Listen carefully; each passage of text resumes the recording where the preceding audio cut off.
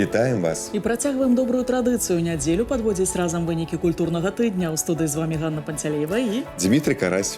Самыя цікавыя падзеі ў культурным жыцці краіны толькі на тэлеканале сапраўдных каштоўнасцей. сёння ў праграме.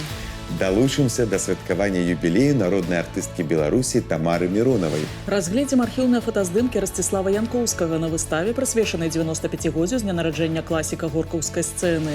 Даведаемся пра праекты, запланаваныя да рэалізацыі ў юбілейны год для Беларускай дзяржаўнай акадэміі мастацтваў. Пазнаёмімся з творчай спадчынай Грыгора Даніляна на экспазіцыі да 75-годдзя з дня нараджэння мастака. Убачым інтэрпрэтацыю літаратурных вобразаў Антона Чэхава ў работах сучасных майстроў у Нацыянальнай бібліятэцы Беларусі. Раскрыем сакрэт невычэрпнай энергіі артыстаў маладзёжнага тэатра эстрады.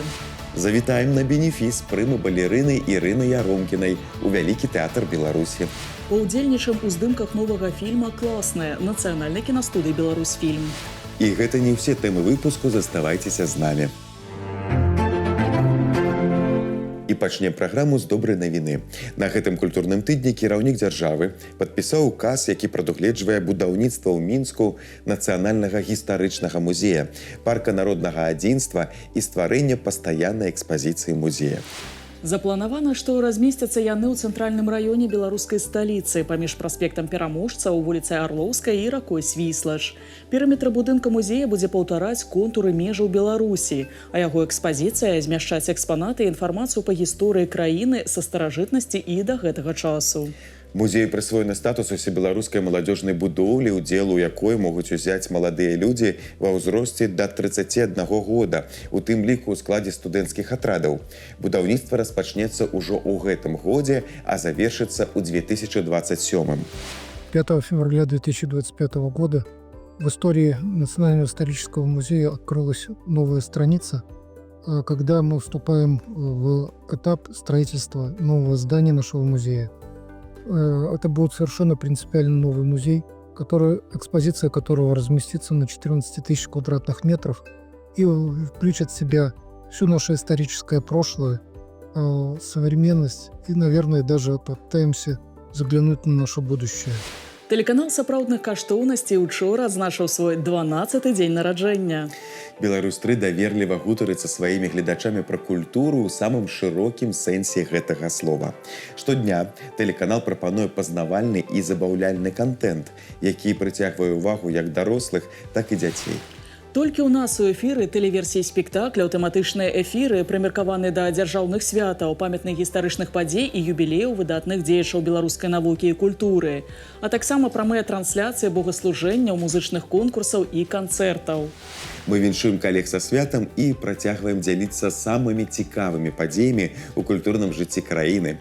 З вамі нашы паважаныя тэлегледачы. Уласны юбілей на гэтым культурным тыдні адзначыла народная артыстка Беларусі Тамара Міронава. Прыма Купалаўскага, якую любяць гледачы ўсіх пакаленняў, прымала віншаванне 75-годдзя.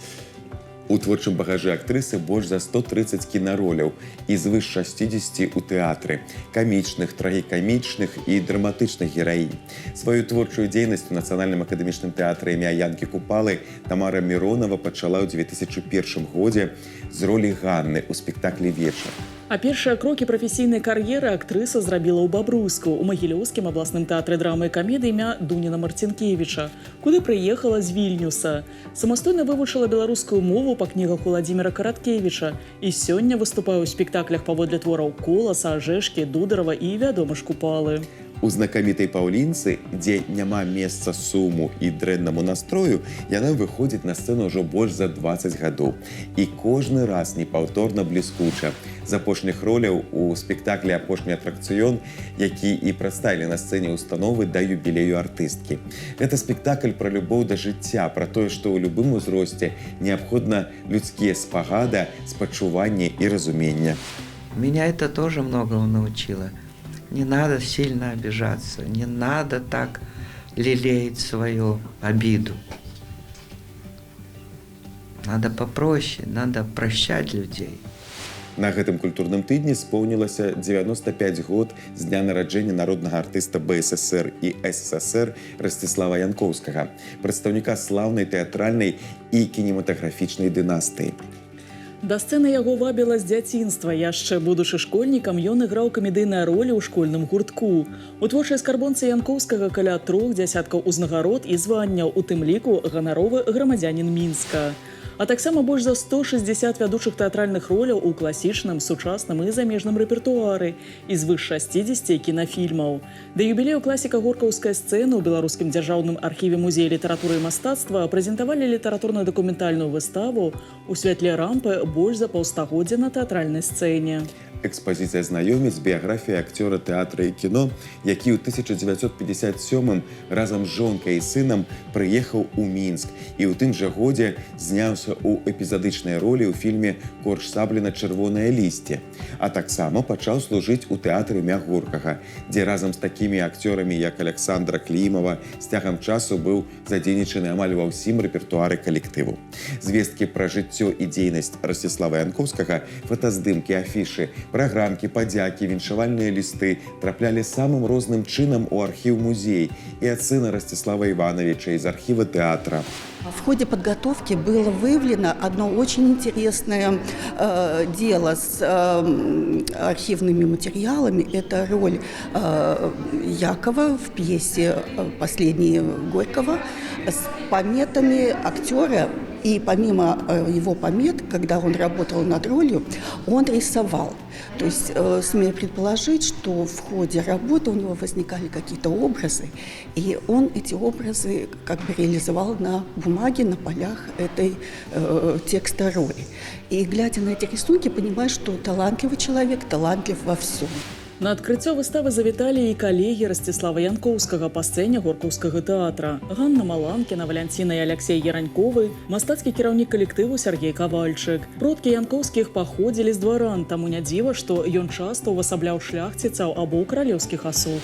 Для меня какая-то, наверное, знаковая роль была его в спектакле «Антоний и Клеопатра». Я видел фотографии, смотрел как бы в глаза, наполненность актера, как он чувствовал этот персонаж. Конечно, легендарный Макбет. Вот, в спектакле Бориса Луценко. Он умело играл аристократов. В нем была аристократичность. Вот, и это видно и в «Панике Ханку», которую он сыграл, и в «Фамусове», вот, и «Перед заходом солнца». Что не роль, то бриллиант. Сёлетні юбіляр Беларуская дзяржаўная акадэмія мастацтваў. Сваё 80-годдзе галоўная творчая ВНУ краіны адзначыць у лістападзе. А на гэтым тыдні стартавалі першыя мерапрыемствы з нагоды свята. Беларускі тэатральны інстытут, Беларускі дзяржаўны тэатральна-мастацкі інстытут, а з 1991 акадэмія. За час існавання ў сценах установы былі закладзены асновы многіх напрамкаў беларускага прафесійнага мастацтва. Створаны нацыянальныя творчыя школы, выхаваны пакаленні вядомых акцёраў, рэжысёраў, мастакоў і дызайнераў. Пра ключавыя этапы развіцця навучальнай установы, папулярнасць сярод замежных студэнтаў у 90-е, пра новыя спецыяльнасці, запатрабаваныя часам, выкладчыкаў, што выхоўваюць таленавітыя кадры, а таксама пра праекты, запланаваныя да рэалізацыі ў юбілейны год, раскажа рэктар акадэміі Михаил Борозна.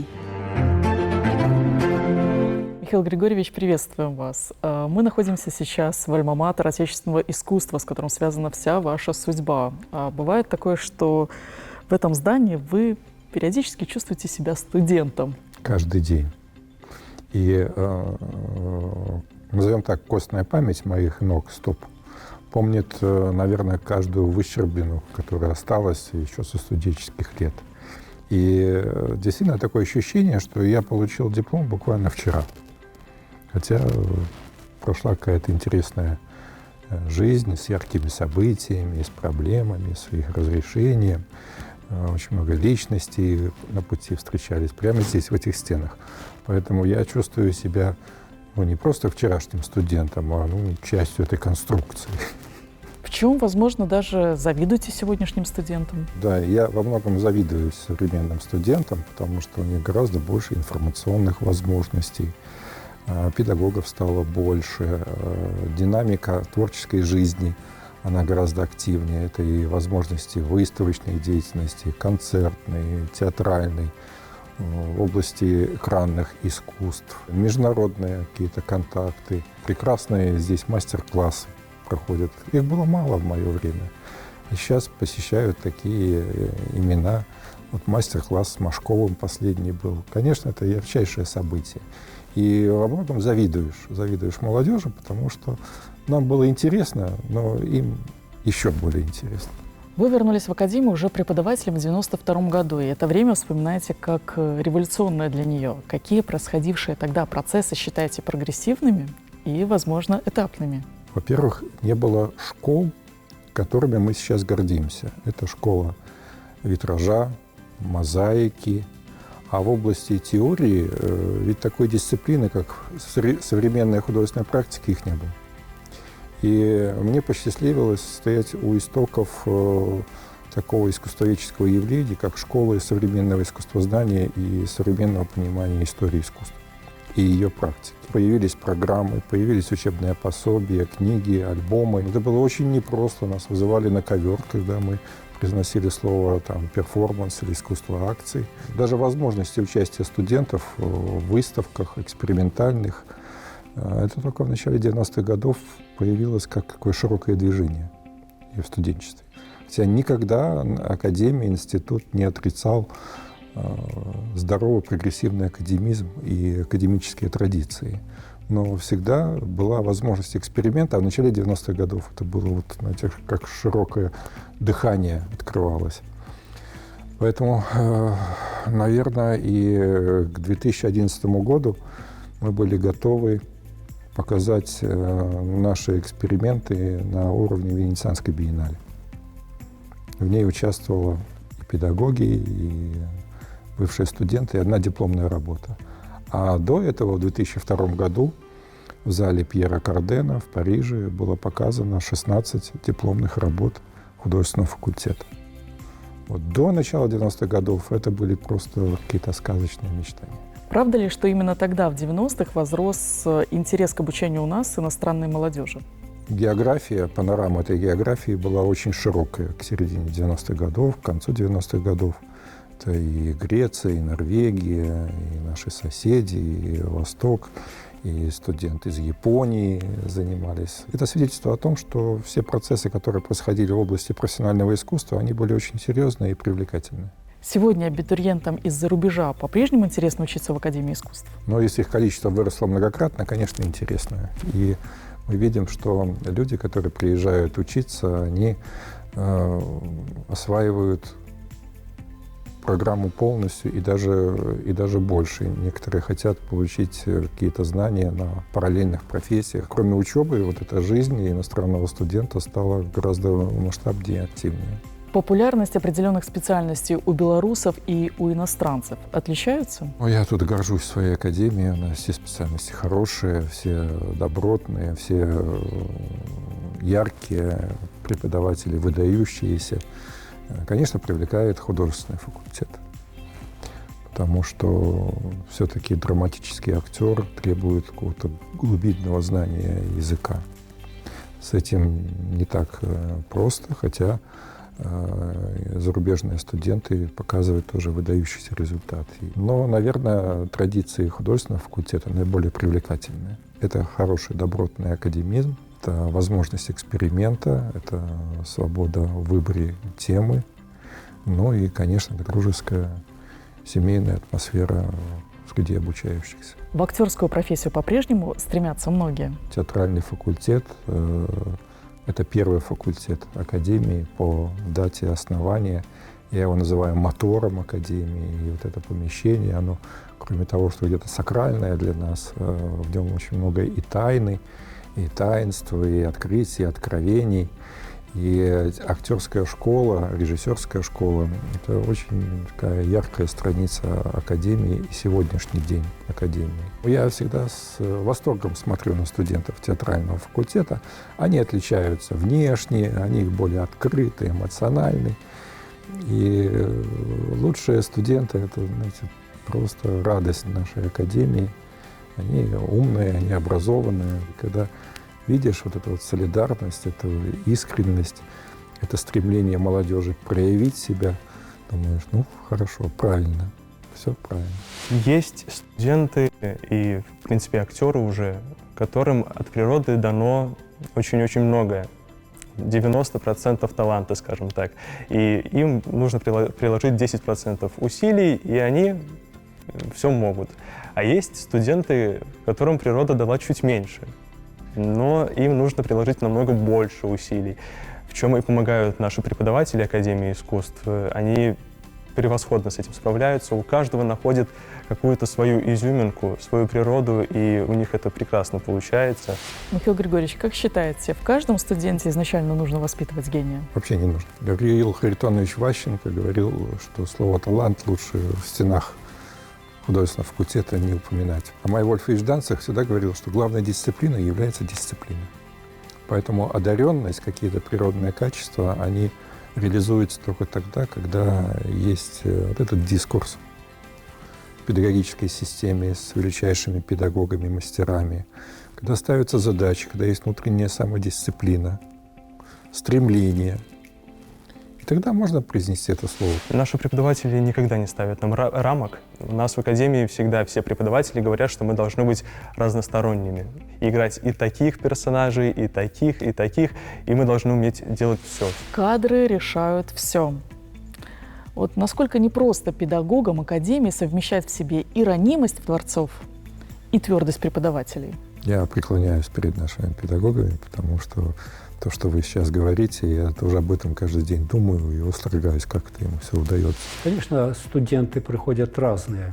И по характеру, и по подготовке, и по отношению к той профессии. И подходишь, начинаешь замечания говорить. Одни воспринимают нормально, а другие начинают как-то обижаться. И тут надо более как-то индивидуально подходить к каждому студенту, и чтобы не обидеть. Словом, можно отбить вообще желание заниматься этой профессией. Но это индивидуальное отношение. Одного нужно и как бы и похвалить, и где-то вот сказать тактично: вот ты попробуй, вот ты же это можешь, ты вот попробуй вот немножко так вот, посмотри под другим углом. Может, так лучше будет. Михаил Григорьевич, в целом, какие периоды и события в истории Академии искусств вы назвали бы этапными для вуза? Ну, наверное, самое главное событие – это когда наша Беларусь стала суверенным государством. И мы стали формировать не просто отличительные школы, а мы получили международное признание этих школ. Мы теоретически осмысляли. Это тоже новые этапы. И вот последние 30 лет в истории Академии они как никогда плодотворны. Всеми факультетами их стало больше. У нас появились книги, написанные об истории Академии. Период самостоятельного независимого государства сформировал нас, знаете, как этот каркас, который был, он наполнился этим материалом, который сейчас в огранке и очень таком ярком свечении. Как студенты Академии сегодня включены в общественные процессы? Для них быть полезным обществу – это крайне важно. И, несмотря на то, что выглядят они очень юные, но для них это крайне важный элемент жизни. И себя вспоминаем, мы точно такие же были. Для всех, кто обучается в Академии, диалог с обществом – это необходимый профессиональный элемент. Нельзя быть художником, закрывшись и никому не показывая свое творчество. А если ты показываешь, ты участвуешь в созидательных процессах общественных. Потому что художником может быть только человек позитивный, настроенный на прогресс, эстетический, как угодно его называть, культурно-эстетический процесс, общественный процесс. Выпускник Академии искусств – это человек, который сразу интегрируется в культурную жизнь государства и в его политику. 80-летие Академии искусств. Какими проектами будет отмечен в целом этот год? Обязательно это выставки, это спектакли, это концертная программа, это творческие встречи, круглые столы, большая научно-практическая конференция. Программа будет очень насыщенная. Скорее всего, мы издадим иллюстрированное издание, обобщающее, именно с лучшим, что было создано в последние 5 лет. Ну и, наверное, внимание к ветеранам, к педагогам, к лидером наших научных и творческих педагогических школ. Тогда тоже будет яркой страницей празднования. Ну и, безусловно, мы не видим себя в отрыве от празднования 80-летия Великой Победы. Так уж истории нам написано. В 1945 году мы были созданы, и поэтому вот этот триумф, великая радость народа, окончание войны, это будет также частью наших мероприятий юбилейных Академии. Жыццё фатаграфіі значна даўжэй чалавечага жыцця. Можна разглядаць драбнюткія дэталі на здымках 70-х гадоў і дзівіцца, як гарэзліва і свежа яны выглядаюць, хоць няма аўтараў. Састарэлі ці нават памерлі людзі, адлюстраваныя на здымках. А вось самі працы сучасныя. Да 90-годдзя з дня нараджэння фатографа Анатоля Дудкіна у Мінскім абласным цэнтры народнай творчасці разгарнулася выстава «Нарачанскія ўдовы». Гэта серыя работ майстра пра жанчын, чыя мужы загінулі ў Першую сусветную вайну, прагрымела на ўвесь Советский Союз. Искусствоведы выделяют в фотоискусстве советского периода 4 школы отдельно. Это Минская школа, конечно же, наша, которую мы очень любим и пытаемся сохранить. Это Литовская школа, Харьковская и Питерская. Музей Росфото издал книжку «Минская школа фотографии», где крупным планом у нас есть работа Анатолия Дудкина. У Нацыянальным цэнтры сучасных мастацтваў на гэтым тыдні адкрылася персанальная выстава Віктора Бутры «Эфект назіральніка». Больш за 100 адбіткаў, 2 залы і амаль 65 гадоў жыцця з фатаграфіяй. Фотограф-аматар, ганаровы сябра фотоклуба «Мінск» і беларускага грамадскага аб'яднання фотографаў. Ён здымае простыя на першы погляд сюжэты, простыя праўдзівасцю і трагічнасцю, простыя таму, што захаваны на фотагісторыя рэпартажны здымак рэальнага жыцця, якое ідзе напралом, не выбіраючы лёгкіх шляхоў. В основном цикл, вот то же самое «Село глазами горожанина», но он складывался начиная с 63-го и по-моему, конец 80-х или 90-е, потому что просто, когда оказывался в сельской местности, и когда я увидел, в каких условиях живут люди, которые кормили фактически весь Советский Союз, пережили, так как в Белоруссии война прошлась по земле, это, простите, тут без комментариев. Да 75-годдзя з дня нараджэння Грыгора Даніляна у Нацыянальным цэнтры сучасных мастацтваў на гэтым культурным тыдні распачала працу рэтраспектыўная выстава «Па алеі памяці». Мастак армянскага паходжання нарадзіўся ў Тбілісі, але з 90-х гадоў жыў у Беларусі. Экспазіцыю складаюць творы з 1983 па 2016 год, якія дазваляюць разгледзець творчасць майстра з розных бакоў і зразумець, як мяняліся яго інтарэсы. Упершыню ў Мінску прадстаўлены аўтапартрэт Даніляна «Мыслитель з трубкай». Палатно было напісана ў 1983 годзе. У ім можна ўбачыць адсылкі да кубізму. Нарисовал он ее еще когда жил в Тбилиси. Довольно молодым человеком, после 30 лет. Нарисовал он себя в возрасте. И, конечно, по этому портрету очень четко видно, что тогда Григор увлекался европейскими художественными течениями 20 века. Яго п'есы, асабліва «Чайка», «Тры сястры» і «Вішнёвы сад» вось ужо больш за стагоддзя не сыходзяць з тэатральных сцэн свету. За 25 гадоў творчасці з моманту выпуску з гімназіі да смерці Чэхаў стварыў больш за 5000 розных твораў, кароткіх гумарыстычных апавяданняў, п'ес, фельетонаў, сур'ёзных апавяданняў і аповесцей, многія з якіх сталі класікай сусветнай літаратуры. Сёлета адзначаецца 165 год з дня нараджэння аднаго з самых вядомых драматургаў свету Антона Чэхава. З нагоды знакавай даты ў культурных установах нашай краіны прадставілі шэраг тэматычных выстаў. Так, у Нацыянальнай бібліятэцы Беларусі разгарнулася выстава «Чэхаў. Мастацтва натхнення», якая аб'яднала больш за 45 сучасных работ, прысвечаных творчасці пісьменніка. Сярод аўтараў не толькі сябры Беларускага саюза мастакоў, але і магістранты і студэнты універсітэтаў. Таксама на выставе прадстаўлены карціны юных аўтараў, навучэнцаў Смалявіцкай дзіцячай школы мастацтваў. На карцінах можна ўбачыць герояў самых розных твораў Чэхава, але найбольшай папулярнасцю сярод мастакоў карысталася п'еса «Вішнёвы сад». У кожнага аўтара свой погляд на персанажаў твора. посвящена пьесе «Вишневый сад», также работа Натальи Клепиковой. Она выполнена в традиционной китайской технике живописи гунби. Это кропотливый труд, занявший у автора около 4 месяцев. Калі мы перачытваем кнігі па некалькі разоў, то кожны раз разумеем іх па-іншаму. Паводле слоў народнай артысткі Беларусі Ірыны Яромкінай, тое ж самае адбываецца і падчас танца. У Вялікім тэатры Беларусі на гэтым культурным тыдні стартаваў праект «Жыццё ў прафесіі». Ён прысвечаны творчаму шляху легендарных балетных прым. Яго гераіні Ірына Яромкіна, Людміла Хітрова і Марына Вежнавец. Кожная з іх выканае галоўную ролю ў асобным спектаклі, абраным спецыяльна для бенефіса. Распачала праект пастаноўка з удзелам Ірыны Яромкінай, Ганна Карэніна на музыку Пятра Чайкоўскага.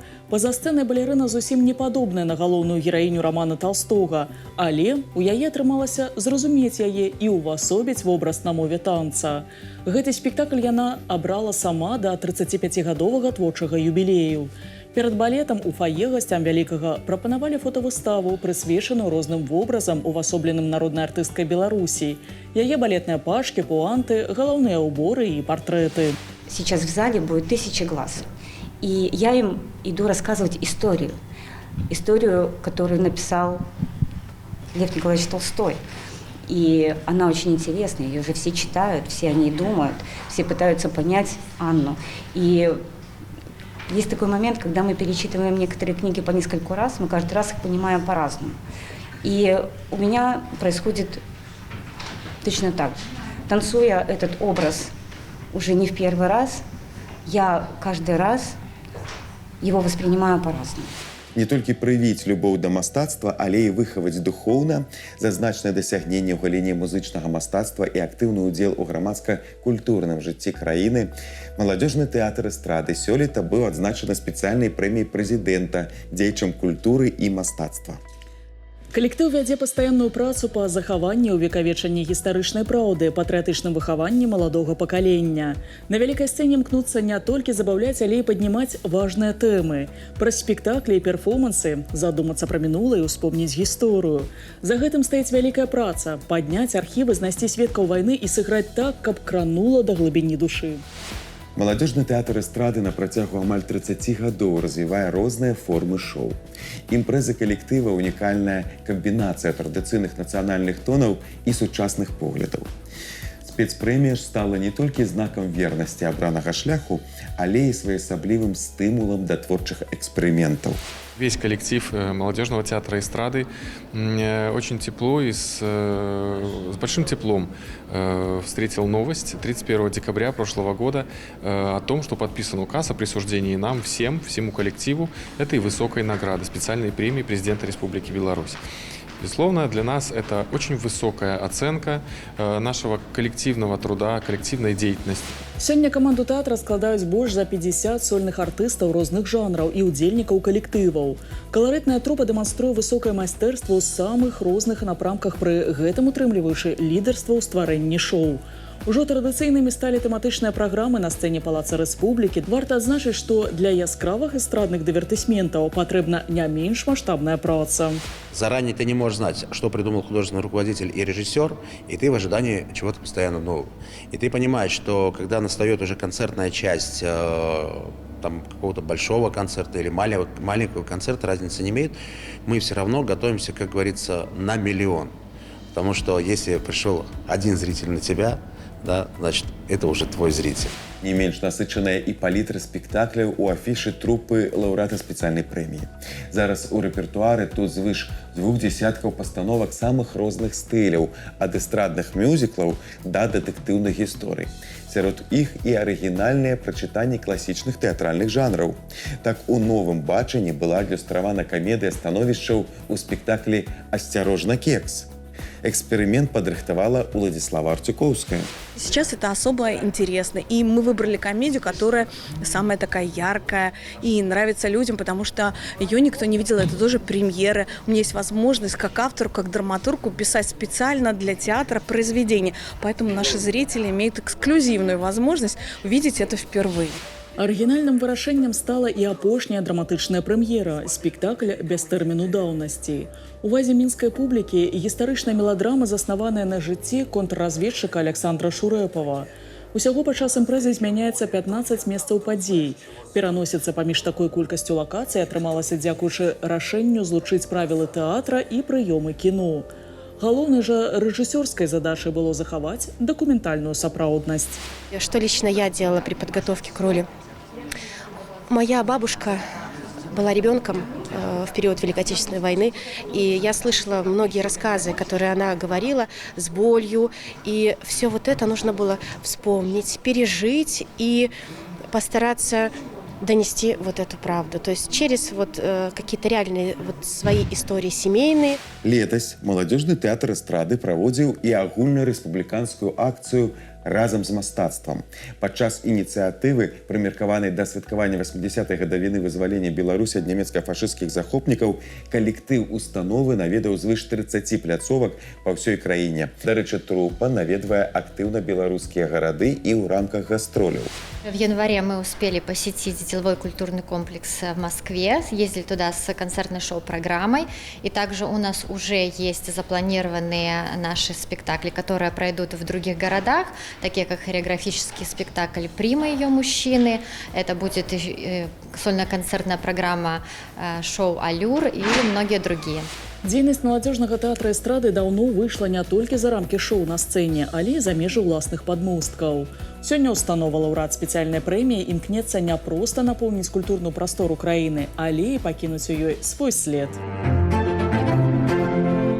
Дзе і калі мова пластыкі, каларыт традыцыі і народны крэатыў злучацца ў адзін фестываль, расказалі ў нацыянальным прэс-цэнтры падчас канферэнцыі аб правядзенні адкрытага рэспубліканскага конкурсу харэаграфічнага мастацтва «Час танцаваць».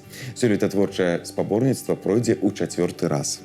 Чакаецца, што свой талент 5 красавіка прадэманструюць на мінскай сцэне больш за 1000 удзельнікаў з розных рэгіёнаў краіны. Далучыцца да беларускай культурнай акцыі рыхтуюцца таксама калектывы з Расіі. Змены адбыліся і ў праграме харэаграфічнага конкурсу.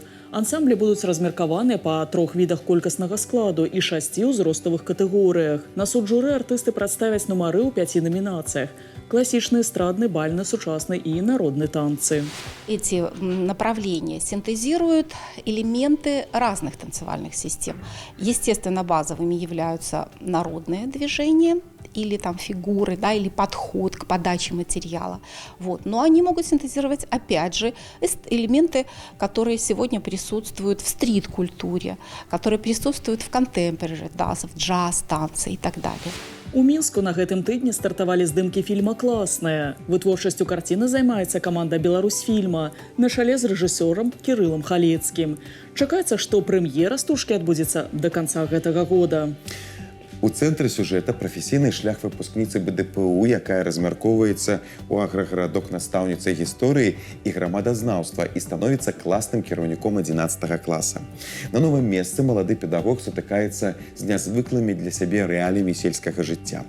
Завітала на здымачную пляцоўку і пазнаёмілася з творчай камандай новай карціны і наша здымачная група. Класная завітала ў сярэднюю школу нумар 5 імя Олега Кашавога завадскога раёна горада Мінска. Гэта незвычайная здымачная пляцоўка новай стужкі «Беларусьфільма». Па сюжэце маладая настаўніца трапляе ў аграгарадок, але для першага здымачнага дня была абрана сталіца. І вось якраз прататыпам мясцовай школы і выступае згаданая навучальная установа. Такое адчуванне, што там ідзе жыццё ў вокнах, дзе ўсе за ўсім падглядаюць і ўсё ведаюць.